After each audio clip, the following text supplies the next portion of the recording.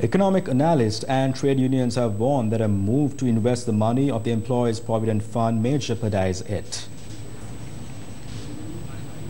The Employees' Provident Fund has been designed to protect the retired life of semi-government and private sector employees. The fund, with a membership of 2.6 million at the end of 2017, had grown to a value of 2,060 billion rupees. 95% of the fund has been invested in state securities, while the remaining 4 to 5% is invested in the stock market. What we have seen is that this 5% has not yielded good results. It is too dangerous to open such a massive amount of money to this sector. What we see today is a serious drop in the stock market. It is in such a backdrop that the government is contemplating on economic management. They think of using this fund as saline to build the stock market that is collapsing.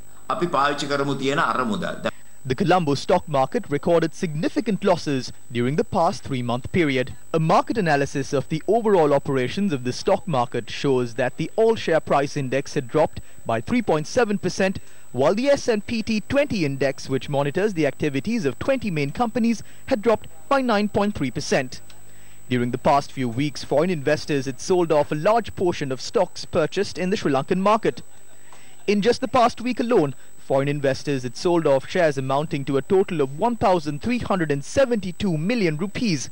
It was against such a backdrop that the Central Bank Governor Indrajit Kumaraswamy, speaking at the 66th anniversary of the Central Bank, said that funds of the EPF should be invested in the stock market in order to further strengthen the fund. In 2008-2012, during the regime of Rajapaksa, 9% of the EPF was invested in the stock market. But what was the result? During this period of 5 years, there was a loss of 28 billion rupees from the money of the employees. Attempts are being made to bring the same proposal that the Rajapaksa family brought. In a more diplomatic fashion, they are obtaining a loan from the Asian Development Bank for policy management and trying to invest the fund in the stock market.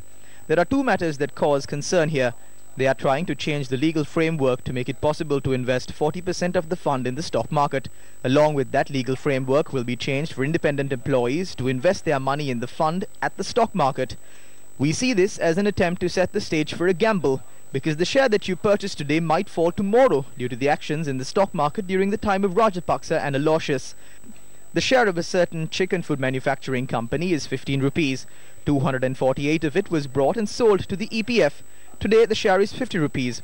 Also, the share of a local gas company was 36 rupees at 10 in the morning, and at 11:30 it had risen to 48. 10% of the shares were sold.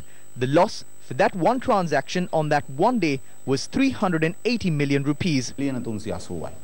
The Auditor General has pointed out that the value of the shares purchased by the EPF in 2013 from the Information Technological Institute, that was recording losses at the time to the tune of 43.9 million rupees, by 2015 had dropped to 3.3 million rupees.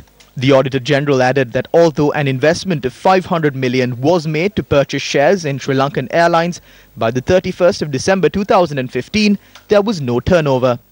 In a situation where the company used to invest the money of the Mahapola Trust Fund was closed down due to the massive losses, is it not cause for concern that the funds of the EPF are to be invested in the stock market?